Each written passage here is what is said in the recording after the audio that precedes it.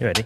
Born ready. You were born ready. Yeah. Welcome back to the Life on a Stick podcast, a podcast about how we're trying to live life to the full amidst battles with cancer, living in a van, and doing our best to raise two half-decent kids. For us, living life to the full doesn't necessarily mean going drag racing every day, but rather learning to appreciate the little things in life and trying to see the positives wherever we can. Just a question. Go on. Drag racing. Yeah. Is that not when you dress up as a woman, as a man? Drag racing? Oh, have I got that wrong? I thought like what they do on Fast and Furious. Is that not drag racing? I don't know. I thought, is it not called RuPaul's Drag Racing? Has there been some massive misunderstanding here? To be honest, RuPaul, yeah, that's living dangerous, isn't it? If you me, let's be honest. I might be wrong. That's just what went into my head when you said. Oh, I don't know. Oh, you've messed me up now. It was the first thing that popped into my head, and do you know what it was? We sat across from a camper van over there that's painted red and white, and for some reason I thought of a sports car. I thought of like Lightning McQueen or something, and other real life sports cars from, from real life, not just kids' TV shows. Brainwashed, mate. Brainwashed by Disney, I am. I don't know. You've got me questioning reality now. I know. I feel like I have to Google it. Was RuPaul's Drag Race not named after because drag racing was already a thing? Is it? But is it called drag racing? I have no idea. Yeah, it's RuPaul's Drag Race, definitely. Yeah. But that's like drag queens, isn't it? Yeah. Yeah, not what I meant.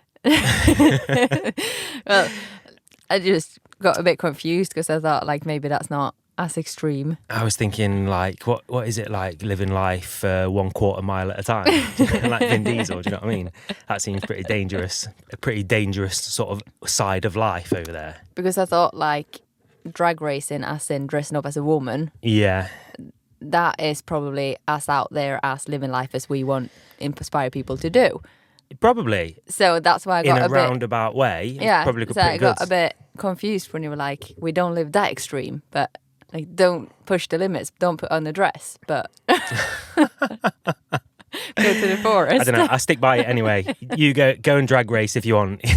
Just be safe on the streets.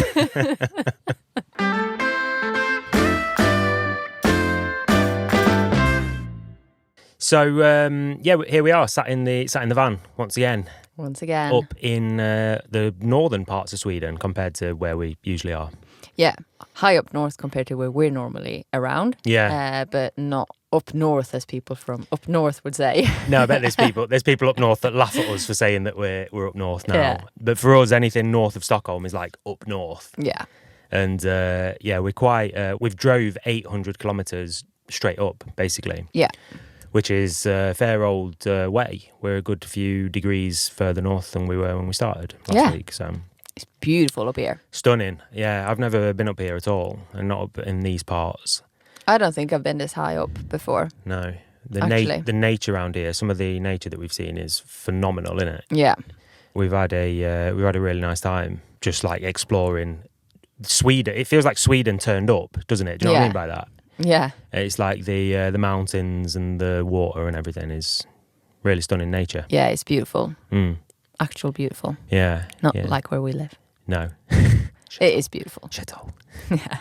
You get blind, don't you, to where you live? You do, yeah. Because normally when other people come, they're like, oh my God. This place is stunning. Yeah. You're like, oh yeah, wait. But we, the plan was to move up here, to sort of do a bit of a holiday thing, wasn't it? Like vacation. Yeah. And, spend a couple of weeks driving up north. Yeah. But then we had a sort of appointment scheduled, didn't we? Doctor's appointment. Yeah. So it meant that we had to sort of leave a little bit later. Yes, exactly. So we were supposed to take about 2 weeks to get our way up. We ended up driving in 2 days. Did it in 2 days, didn't we? And why did we need to get up so fast? Well, because in April, I got a fantastic birthday present, didn't I? One that I didn't know what it was. Fantastic. I know. Yeah, I got an all right birthday present. No, I got my lovely missus bought us festival tickets. So we've made the long drive up. Yeah, I don't know, it's about an 8-hour drive, wasn't it, from where we set off from, all the way up north to Urkult Festival. That's hard to say as an English person. Urkult Festival. and basically a hippie festival, hippie music festival. It was brilliant, And it was wasn't it? absolutely wicked. Yeah. The vibe there was just something else, wasn't it? It is something that I don't think I've ever experienced when it's that many people in one crowd or whatever you would call it. Yeah. And it's all ages. I saw babies that couldn't have been more than 2-3 months old. No. And I saw old people. Yeah. No, like people. Walking frame people. Yeah, Yeah. exactly. And Pretty much. everybody was loving it. Yeah. Well, I mean, it's hard to say for 2 months old, but everybody was enjoying it. Yeah. And it is so made for everyone. That is incredible. I didn't think that it would be that good. No. Because when I bought the tickets, I was like, yeah, it says it's a family festival and it's for everyone. And a lot is orientated around the kids and stuff like that. And I was like, yeah, like we'll enjoy it. They might not be the best. But it was so good, wasn't it? Absolutely awesome. Yeah. And the fact that it was so many people, it was for everyone. It was like beer bars. And there was beer bars, yeah. As opposed to them other bars.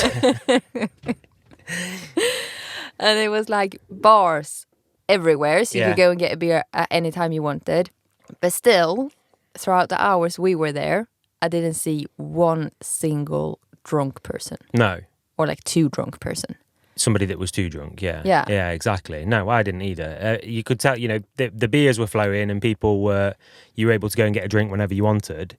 But there was nobody that was sloppy. There was nobody that was messy. There was nobody that was like, oh, let's give that character a bit of a wide berth. Do you know what I mean? Yeah. There was nobody like that. Nobody. And sometimes you feel like that when it's just been you and me going to a festival or to any kind of place, really. Yeah. Where you're like, oh, take a wide turn here. And you're even more like that when you got kids around you.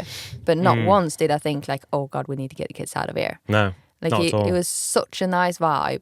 So many people that were there for the same thing, just to make friends, just to be happy, just to have a good time. And yeah, absolutely phenomenal. If you ever get the chance to go up to Urkult Festival in the north of Sweden, absolutely do it. Completely worth the money. Yeah. Not an expensive festival, both in terms of tickets and in terms of once you're there. It's not the sort of festival where it's like, oh, you pay like 3 times as much as you normally would, anywhere else for stuff. No, things. The food and everything was cheap. In considering that all the market stalls were like handmade stuff and whatever, it was not overly expensive in that way.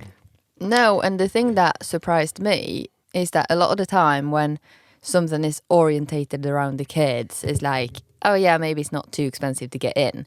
But then they get you on like really expensive, I don't know, balloons or really expensive like cotton candy or whatever it is, face painting, circus. Like juice boxes. Yeah. Like juice box, £8 a juice box. Like, Yeah. do you know what I mean? It's yeah. not. And it's nothing like that. Like we went face painting the Yeah. second day and we were like gearing up and like, all right, how much is this going to cost us for 2 kids? Free. Yeah. Completely free. Festival have put it on, paid for people to do it, or probably volunteers, but Yeah. completely free. Yeah. Like just completely unexpected stuff like that. Yeah, it was a little train that went around the whole festival area. And obviously our kids wanted to do that, so we did that. And that was the same, like just stand in the queue and you'll pay what you have to pay kind of thing. Yeah. Walked up, like 40 kroner per ticket. Yeah. What's that, $3? Something like that. Yeah. Like in a festival like that, I don't find that too expensive because they can easily charge like 60, 70 kroner per ticket because, that's how they get you. Yeah. They put in things that all the kids wants to do and they earn their money back. Mm-hmm. But that's not what they were doing here, was it? No, not at all. No, it was honestly, it was something else. And yeah, highly recommend if you get the chance. Really Definitely. fun few days. Yeah. And then obviously we've decided to stick around up here for a little bit and just explore. Well, right now we're on the high coast, what's called the high coast up here in Sweden, which is just beautiful scenery, really. Yeah, So we're having a bit of a holiday, aren't we? Yeah, it's nice to relax a little bit. A little bit. And it's always needed after some really intense days like that. Because none of us are really used to that many impressions in 3 days. It's like full on non-stop chaos. Yeah. And for people who live in a van in the forest, it's Yeah, the thing is, like, we don't see people. We're never in crowds. We're never around like loads of people like that. Like the most time we're around like groups of people or amounts of people is like when we go shopping. Do you know what I mean? We're talking about like thousands of people at a music festival. So yeah, it felt necessary for us to have a bit of like wind down time, didn't it? Like a few days just to sort of, take a bit of time to relax and that sort of thing. Yeah, exactly. And that, I thought, could bring us into today's subject that I made up. What a segue that is. Did you see how seamless we flowed through the conversation into today's topic then? Go on, what is today's topic? I thought that I say we, but a lot of the time it's me because I am a woman and I get all the criticism from the society about how we decide to live and how our kids are raised. And that is about, do they get enough stimulation when they're not in preschool, and do they socialize enough? Do we feel like we can stimulate them enough? Because today it is very questioned that can you actually stimulate your child after they're 1 year old? Just you as a parent.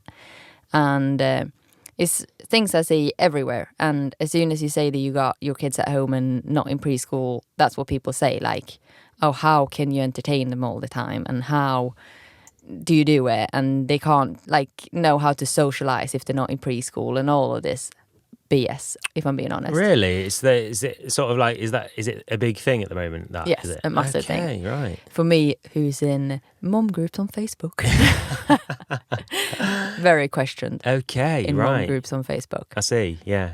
So, but okay, so what's the logic behind it then? Like how, for me, who's not really been exposed to this sort of way of thinking, how much stimulation does like a baby need? Because I'm going to say like a 1 year old. I'm still counting a 1 year old as a baby, pretty much. How much stimulation do they need in terms of like going out and socializing and making friends and stuff? Like how much does a 1 year old need? I'm not doubting that like kids need to socialize, but like when does it start? Because I'm sure it's not one. No, I read up on a lot of things like this first of all, when we decided to have the kids at home, and because I just felt like I questioned everybody who was like, I can't stimulate my child who's 10 months old. When can they start preschool? So I've read a lot of studies about stuff, and according to these studies that I've read, there is no need for like preschool kind of stimulation and socializing until you're 3 years old. Yeah. Before that is enough with just your parents. Right. And seeing grandparents and friends at home or play group that we go to and stuff like that. But they don't need that until they're 3 years old. No, and probably the important part of that is they don't need that sort of socialising without the parents or without the guardian, that sort of thing. Yeah, exactly. And then after 3, that's when they can benefit from sort of like... Then they can start benefit from it, but they don't need it. Yeah, that makes sense. That's the thing, that people get wrong, I think.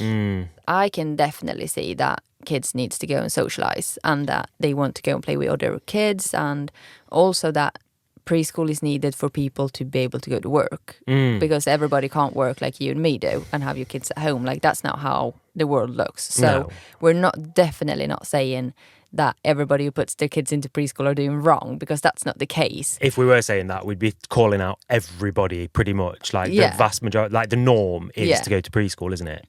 Yes. I think with this, we're like trying to put forward our like slightly odd way of looking at the world. Exactly. Rather than saying that our way is right and everybody else is wrong, because that's not what we're trying to do at all, is it? No, exactly. It's not like we've come up with something that nobody else has understood. No. Like we're just trying to explain our view on it, and that maybe opening the eyes for somebody else to think like this as well. But we're definitely not saying that people are wrong in doing any other way. No.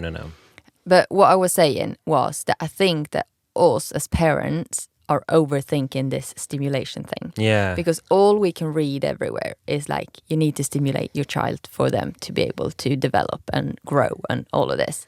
And then it's like, okay, what is stimulation? How much challenge do they need? What is what, basically? And I think that it's so easy to think that I'm not stimulating them enough. But what really does a child need? Yeah. Especially for us who is around our kids every single minute of every single day. Yeah. For better or worse. Yes. Like, we can see how easy it is for them to get overstimulated. Yeah. I think like for us, in terms of like stimulation, it's not really something that I've really like considered. Like kids get stimulation from everything, from whatever you do. Just don't plonk them down on the sofa in front of an iPad or in front of the TV. As long as you're not doing that all day, every day, kids getting stimulation.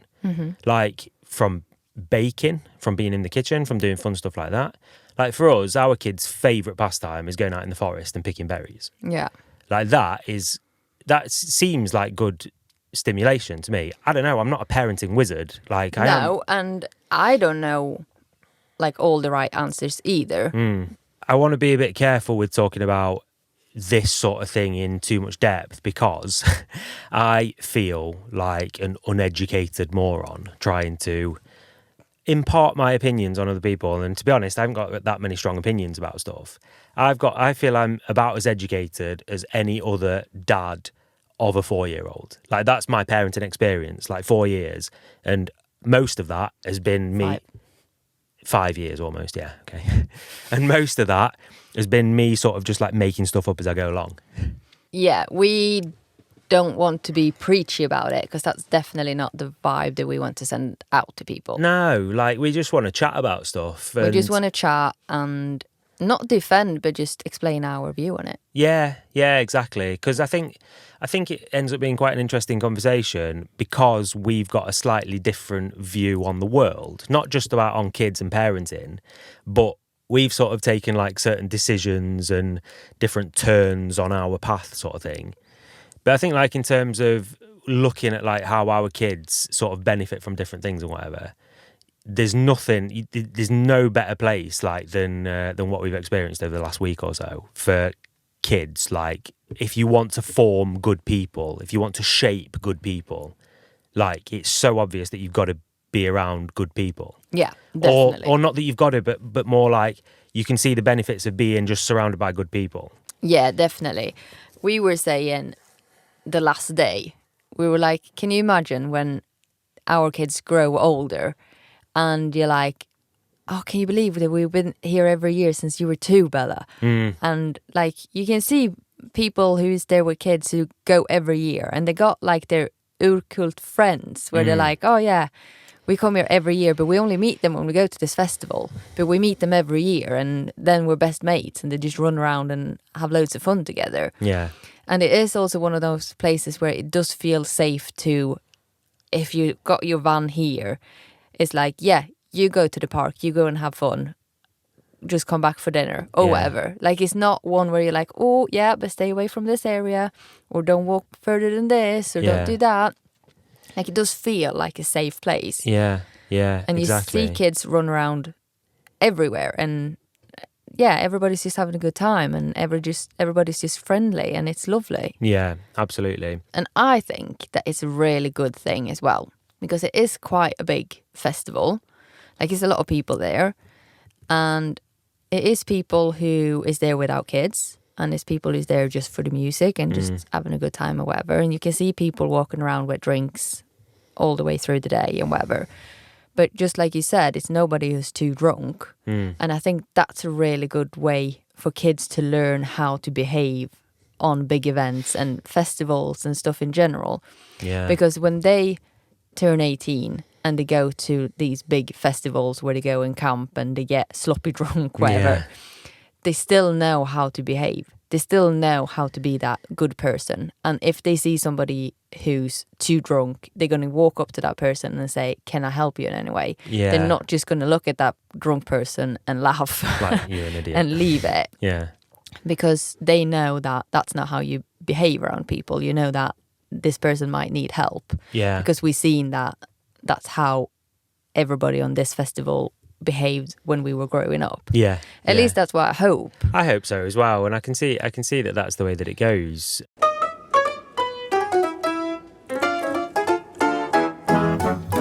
All right, shall we do this brand new segment that's not brand new anymore because we've done it for 1 week already?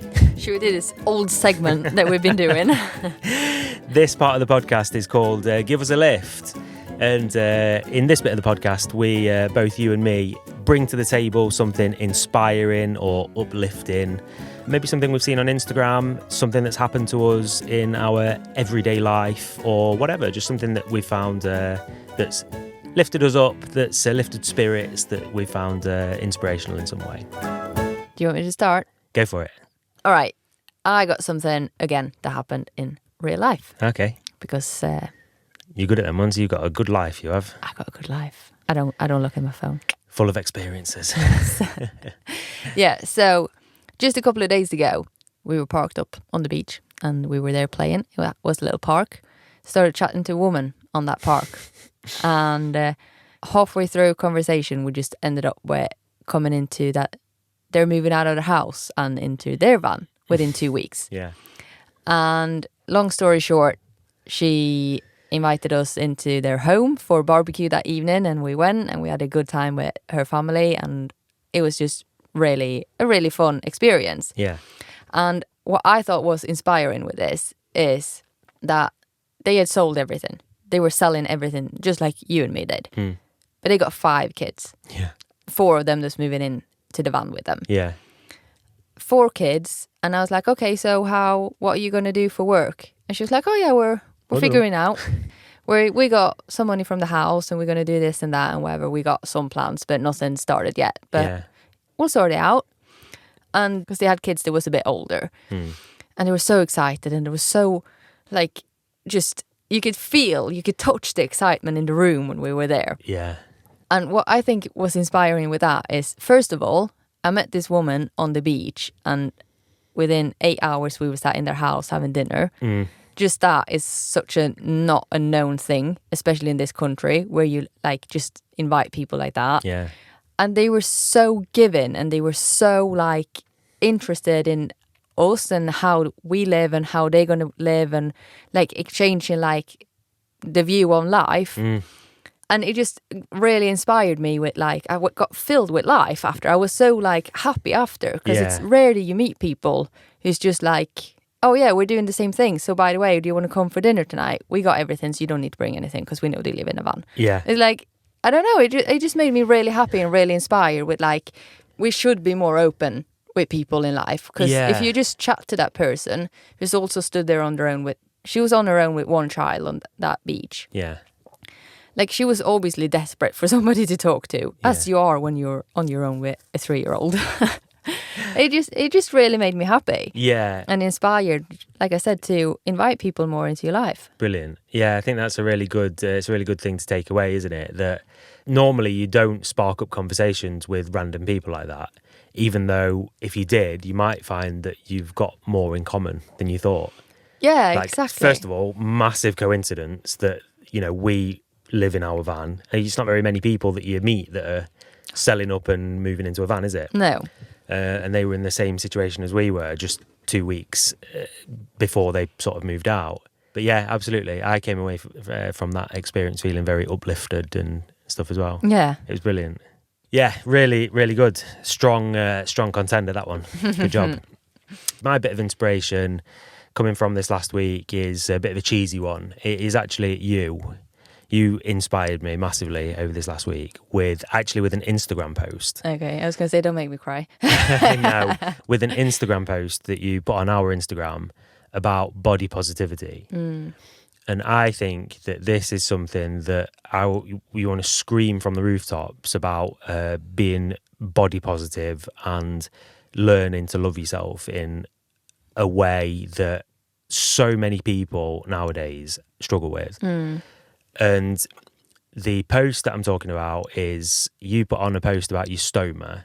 You've got a colostomy bag and you put on some photos with you in a bikini, with your obviously with the bag showing and stuff like that, and you were talking about how society in general finds it difficult to love themselves and whatever, and I often find myself looking at myself and being a bit like lacking of body positivity, let's say. There's so many things that I look at myself and like, oh, I hate that about myself. I hate that I've got no hair. I hate that I fluctuate in weight. I go up and down in weight and stuff. Oh, I hate that I'm so hairy, whatever. And it's just like sometimes you have to take a step back and you have to look at people like you who've gone through this huge, insane change. And you look at your body and your scars and stuff in a way where it's like, well, it saved my life. And I am happy about that. And I know you have your issues with not always loving yourself. And I'm not saying that you you don't have anything like that. Obviously you do. But I just thought that it was so inspirational and so lovely to see. And it does really make you take a step back and go, actually, you know what? There's more to life and there's more important things than hating how I look. Yeah, that's the thing. Like, first of all, thank you. But I do find it important at the moment to just spread the word a little bit, because I do think that a lot of people who wouldn't put themselves in a bikini on the beach actually don't really got anything to be ashamed of. No. But there's so much going on in your head and then you feel like you can't do it. And I just look at my kids and then I think I don't ever want them to ever feel like that about themselves. If they love going swimming, which I know that they do, I don't ever want them to stop doing that because they think that their body's wrong because it's not what Instagram tells them that they should look like. 100%. Yeah, I think it's such an important thing to get across to your kids. At the moment, it's this trend that's going on social media. And I don't know if it's worldwide or if it's just in Sweden. But all these tiny little influencer girls have become so thin that all you see is bones. Really? And yeah. it's a trend, like a super trendy thing where you like take photos and you like in a profile, is that what it's called? Like side From on. side yeah, on. Yeah. And all you can see is like this tiny little line and ribs coming out. Yeah. And that's like what they're showing off that you should look like. Okay. Yeah. I just think like all these 12, 13, 14-year-olds that's looking at that and they got a normal, healthy body and think, I'm too fat. Yeah. And that's what makes me nervous for the future with our children. Yeah. And the fact that like I've heard 4-year-olds who said, I don't got a flat belly. Why do I not got a flat belly? Really? 4-year-olds? Yeah. That's insane. It was one of our friends, their kids. Like the mum said to me, she's like, she got a Barbie doll. And then 2 days later, she was like, why is my belly not flat? Really? Yeah. God. And she was like, I can't believe that that's what a doll made when they're 4 years old. Can you imagine? Like, that's how it sparked in my head. Like, can you imagine what it does to a 14-year-old who sees stuff like that on Instagram? Yeah. Because obviously when you're 14, life is social media kind of thing, sadly. And it's like with how the algorithms work on social media, the more you look at stuff, the more it shows you. So it ends up being this like infinite feed of like in this example, probably people looking at perfect bodies, an infinite feed. Perfect bodies. Yeah, but that's what I mean, like in quotes, perfect bodies. And they end up thinking that the whole world looks at how they should look and they don't look like. You can see how dangerous it is, can't you? Yeah, exactly. And that's just like one of the things, obviously. But I also know how... Baby talking in their sleep. Talking babies.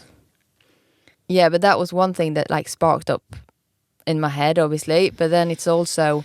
I know how I sometimes feel about my body. And then I think that, well, I've been through 2 pregnancies and 2 breastfeedings, growing a tumour, and then removing that tumour with 2 different surgeries and chemo and radiotherapy and all recovery and all of that. And by the way, removing the tumour along with several organs. Oh, yeah. Do you know what I mean? That's like... Oh, yeah. I lost a few of them. I don't know. I just got to a point where I feel like I honestly don't care at all anymore. Yeah. Like I don't feel like I can be bothered about worrying about anything about my body as long as it's not a health issue. Yeah. And I think that it's sad that I didn't get to that point before I got so sick that I almost died from it. But I wish that more people had that view on life. And I think it's important to speak up when you got that view on life, because the more the people that speak up, the more people will see and maybe start thinking a bit like that as well. Yeah, absolutely. I think it's really important that that you put that out there while you're feeling it, because it's a great message to put out into the world, I think, in this day and age. There ain't many people shining that light. So I think it's a really important thing. And I also think that it spreads a really positive message to the kids. I think it's inevitable that the kids come across social media, hopefully when they're a little bit older. And that's a scary thought, isn't it? But if they go into that already having this positive mental image, this positive image about themselves, I think it gives them a good foundation to hopefully, not be too affected by it. Yeah, I hope so. And it's not just about me saying like, oh, everybody should be happy with how they look. No. But I think like just for the kids to see that I do go swimming in a bikini. Yeah. And I do, like, I'm not scared of showing that I got my colostomy. Yeah. That is not, in fact, that I love it every single day, because I don't. No. And it's not like I feel super confident every single time I go to a fully packed beach. But I do it because I don't, like, if I show my kids that I show up, they will know that it don't matter. Yeah. Do you know what I mean with that? 100%, yeah. That if I stop doing things and then they ask me why I don't come to the beach with them, and I say because it's because of my bag, then all of a sudden I give them the impression that it's not okay to be different. That's the message that they receive, isn't it, straight away? Yeah, exactly. But no, for you, it's the opposite way around, and they're growing up with somebody who shows that there's more important things. And you teach them by doing, not by telling them. You can't tell people, you can't tell the kids to be positive about their bodies. They have to look at you being positive about your scars and your things like that. I think it's a really, really good thing. Yeah, I think it's important. Definitely.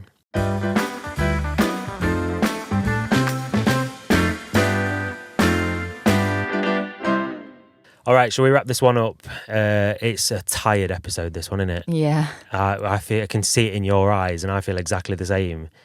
Just absolutely drained. Yeah. Maybe we should have given it a couple of days before we recorded this one. Yeah. It's tiring for your brain, because I think it's also the fact that we'd just been to the festival, brain dead for that reason. But because the day we left for the festival, we also got really big hospital news. Good news, but they made us really, really exhausted because we were so anxious about it. Yeah. So now we're a bit brain dead, I think. I think we are absolutely brain dead, yeah. Plus it doesn't help that we have to record these episodes after we've put the kids to bed. No, it's 9:50 now. Yeah, exactly. But it is what it is. It's you have to make the most of it, don't you? Gold medal to everybody who's listened to this episode, honestly. Yeah. Last episode was the best one ever, and sorry, I apologise for this one. Go back to last week. I think I've said it before. You win some, you lose some, don't you? Yeah. Go back to last week. Listen to that again. We'll record next week's episode when we've got a bit more energy, promise. All right, massive thanks to you for listening to this one. Yes, thank you. Make sure you go in and give us a follow wherever you're listening, on Apple Podcasts or on Spotify or on YouTube or wherever. Please leave a review on Apple Podcast. Yes, and please leave us a nice little review if you feel like it. That would be really nice. Otherwise, we'll see you next week. Take care. Bye.